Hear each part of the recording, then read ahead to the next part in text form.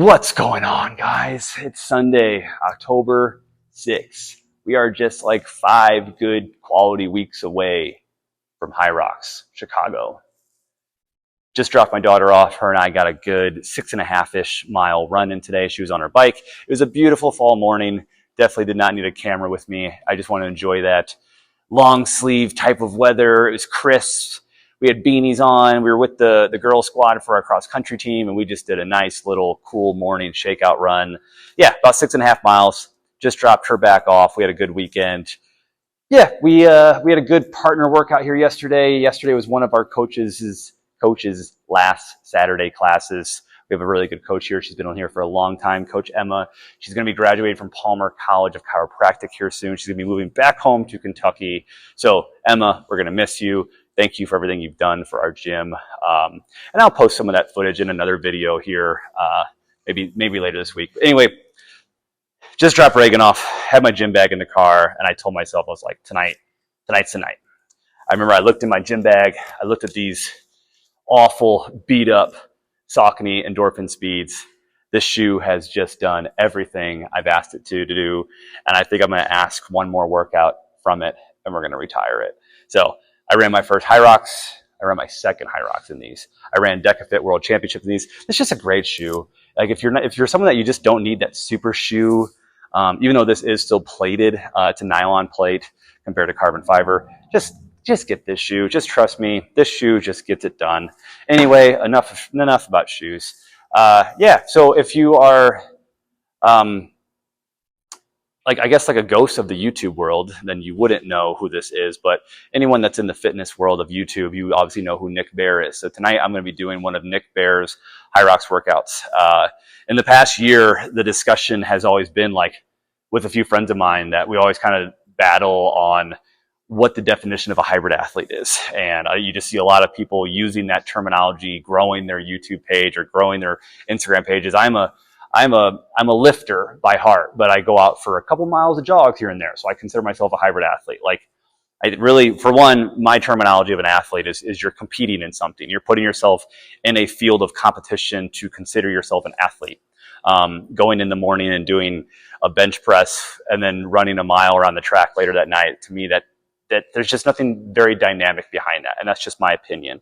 So when I did finally see that Nick Bear was entering the Hyrox world, I had a feeling that the Hyrox world was going to be a little protective of their sport. And for a while, I think they were. I think people were just like, we don't want to be in a place where we consider ourselves elite athletes, and then people in the CrossFit or marathon or triathlon world feel like they could just come in and just no training, come in and just rip the sport apart.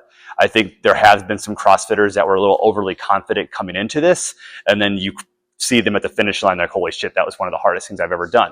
And I still want to see them excel. I want to see these CrossFitters. I want to see these people from different areas of fitness come in here and eventually dominate this sport, because you have something that is going to roll over, whether it's a CrossFit side where your strength and your intensity is going to roll over with time, with volume, with certain training. And if you're a triathlete, you have that conditioning, you have that endurance, you have that aerobic volume. Now you just got to get stronger. And it's like, yeah, I mean, no one was just born like, hey, I am born to do Hyrox 30 years from now. Like, no, we all come from some sort of background. But I feel like when you have someone that has the popularity like Nick Bear, who's just been kind of like more like on the marathon high for a long time, but obviously the guy is extremely strong. And I have been watching him closer and closer and closer. And earlier this summer, it did kind of seem like they were just kind of throwing shit on the board and just doing whatever stuck as far as like interval workouts and Hyrox workouts, and just kind of going all over the place. But if you've been paying attention to his channel lately, he is definitely under the roof of some very good training for this sport. And I really think what he's capable of doing running, and already with the strength that he has, I can't think of a station that is really going to throw him on his ass other than just not pacing it correctly. And listening to a recent podcast, it sounds like his biggest, I'm not going to say fear, but there's one thing that he's worried about going into it is this isn't road running. This isn't marathon running. This isn't triathlon. You don't get to look down at a watch and say, oh, I need to slow down. You're running inside. No GPS is going to help you. Heart rate will help you, but like you need to know the effort that you're putting in, and you need to be responsible and disciplined to not go with the people that might go out way too fast. And it's very hard to do that.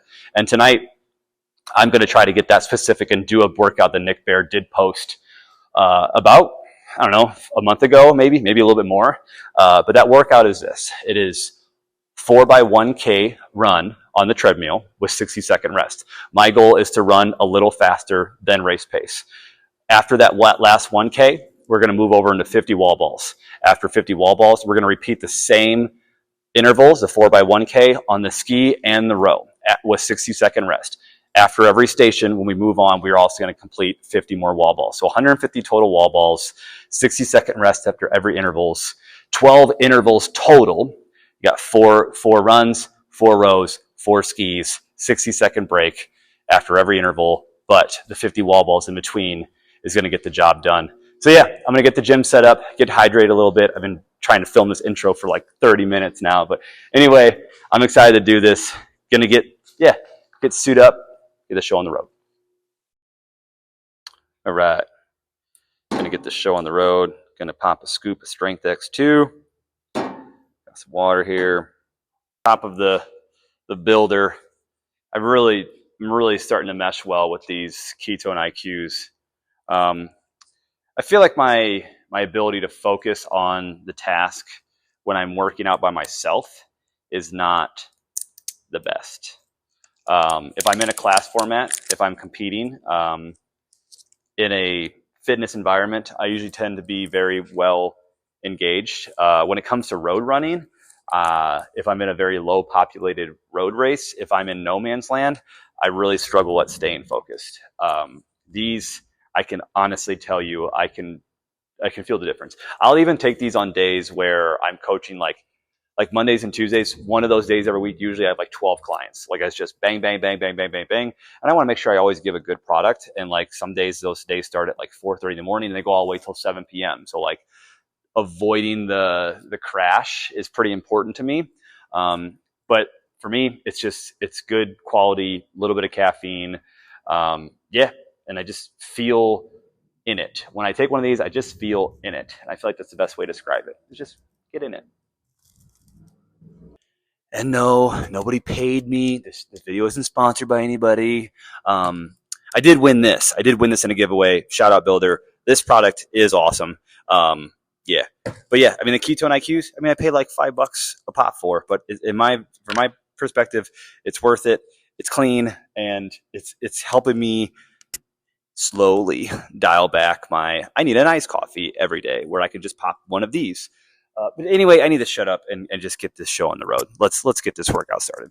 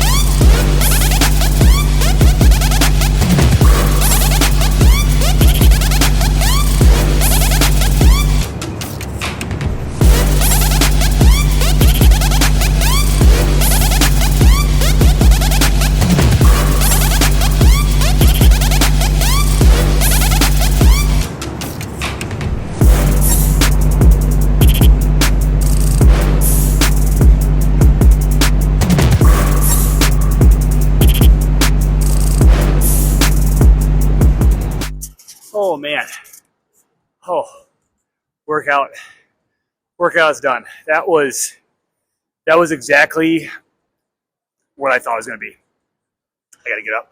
I'm starting to cramp up a little bit. Yeah.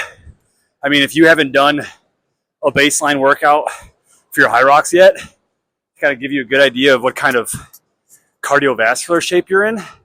I think this is a good one. By all means, you're not going to get the feeling of like compromised running as you run first. I was very patient on the machines. I know this could be looked at as like an intensity workout, but with only 60-second rest in between, I wanted to just hold like Hyrox pace or maybe a little faster and be able to just get out of that station and go right to the wall balls. The wall balls after the first set of runs, I did unbroken. And then after the row, I did like, I think 35 and 15, which I was happy with that. And then after the ski, I was struggling. But I told myself, like, you know what? I hate the ski erg, but a little bit of this needs to be intense. So I ripped pretty good in the ski erg. Hyrox race pace for me is probably more like 2:02 per 500, as it's just the first station. I'm trying to get out of that station and be able to run well. So 2:02, so about a 4:04 ski is about my Hyrox goal pace. I'm completely content with that. I was skiing more like 155, 158 today. And those 60-second breaks were like just enough to recover, but like not feel like completely fresh.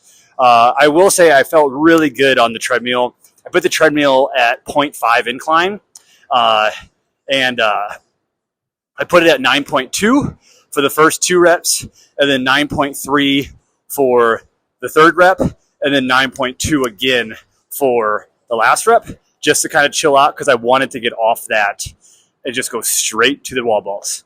I did that perfectly. Rower, I was in between like 154 to like 2 minute flat per 500. I would start off a little fast. I'd get the fan rolling, and then I would just kind of ease into like 158, which for me is just a very conversational effort. I can keep my strokes per minute at like 24, 25, 26, where the ski erg, I just don't have as much like upper body strength. I have pretty strong legs, but my upper body strength could definitely improve. And usually with the last like few weeks leading up to Hyrox, I usually try to add a little bit of weight. I'll try to put on like maybe 4 or 5 pounds, where like kind of mass moves mass in Hyrox. So maybe suffering my running a little bit, but like in return, I want to be able to have enough weight to row hard and be able to pull the sled. And I want to be able to push the sled really well. So I'm down at like probably my lightest weight I've been in a long time. I'm like 181 pounds right now. I think my first Hyrox I was like 196, 197, and I just felt sluggish. But also I just wasn't prepared. So again, I was 103. I think 103.03 is what I turned around off the wall ball. So hour 3 minutes. I don't feel beat up. You could definitely take that and cut that in half, as far as like keep the reps the same, but keep the distance shorter, and keep it with 50 wall balls, but go like 4 by 500 instead of 4 by 1K, and really rip on all the machines, and really get faster than race pace. And I think I'm going to do that again in like 2 weeks. And again, I might do this one. This one's not going to beat you up. If you're someone that's maybe just trying to you know what, I want to see if my body can work at race pace for an hour, but not have to come in and load a sled up, load your lunges up, get your farmer's carry. Like, this is all machine, not a lot of impact, but it was an hour and 3 minutes of like real quality Hyrox feeling work. So anyway, I'm going to get cleaned up. That's the video for today. Nice and short. And yeah, we got another big week coming. So I think that puts me at like 35 miles for the week. I got 2 good CrossFit sessions in. I got 2 good Hyrox sessions in this week. 35 miles of running. For me, I would call that a pretty average week. That's a pretty normal week for me. Now we'll probably keep the volume about the same, but it's definitely time to start adding a little bit more intensity and kind of go into that place of discomfort. So again, thanks for watching, guys. Give me a like, give me a comment, give me a subscribe. And if you can, let me know down in the comments what Hyrox you guys are doing this season. Talk to you later.